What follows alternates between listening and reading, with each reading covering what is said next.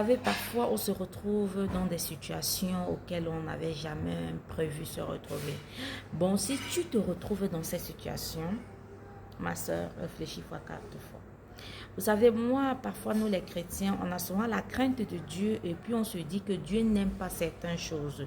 Mais par contre, quand tu lis vraiment la Bible et que tu essaies de comprendre ce que c'est que la Bible, ma chérie, tu vas vraiment comprendre beaucoup de choses. Et si tu te trouves dans cette situation-là, actuellement, vice-versa, que ce soit l'homme ou que ce soit la femme, je dis bien vice-versa, si vous vous retrouvez dans cette situation, je vous ai dit, il faut gagner temps.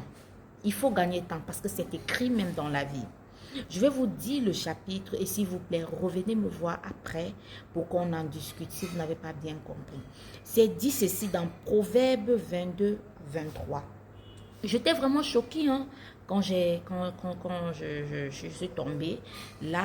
J'ai compris vraiment beaucoup de choses. Dieu nous parle souvent à travers beaucoup de choses. Mais j'aimerais partager ça avec une soeur ou un frère qui se trouve dans cette situation. Donc là, je vais vous dire. C'est écrit ceci. Ne fréquente pas l'homme coléreux. Ne va pas avec l'homme violent. De peur que tu ne t'habitues à ses sentiers. Vous avez compris? On parle de la colère là. On est en train de parler de la colère. Parce que quand tu restes dans une relation où il y a de la colère, ma chérie, tu finis par t'habituer. Et ça dit ceci dans la Bible.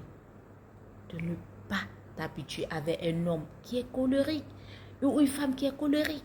Ça c'est dit dans la Bible. Hein? C'est pas moi, je n'invente rien. J'essaie juste de comprendre et d'édifier aussi des sœurs. Je reviens encore, on dit. Et qu'il ne devienne un piège pour ton âme. Écoutez très bien.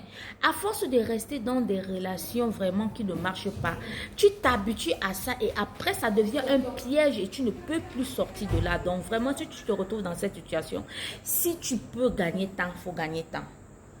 Je reviens, hein. Ne sois pas parmi ceux qui prennent des engagements, parmi ceux qui cautionnent pour des dettes. Si tu n'as pas de quoi payer, pourquoi voudrais-tu qu'on t'enlève ton lit de dessous? Toi, pardon, les hommes de Dieu, venez un peu nous expliquer cette partie-là. Parce que là, pardon, venez nous expliquer un peu cette partie-là. Je sais que là, je m'attaque à quelque chose qui est vraiment profond, mais je veux vraiment comprendre. Pardon, mes pères, je veux comprendre. Vous êtes mes pères. Moi, je ne lis que ma Sainte Bible, là. Vous voyez, elle est déjà très vieille, mais malheureusement, c'est ce passage qui m'a vraiment beaucoup marqué. Vous avez vu, c'est ce passage qui m'a marqué dans le Proverbe. Là, je vais zoomer pour que vous puissiez bien le voir. Et j'ai noté, je me suis dit, il faudrait un peu que je parle de ça. Donc, vraiment, mes papas là, prenez-moi doucement. Oh. Prenez-moi doucement.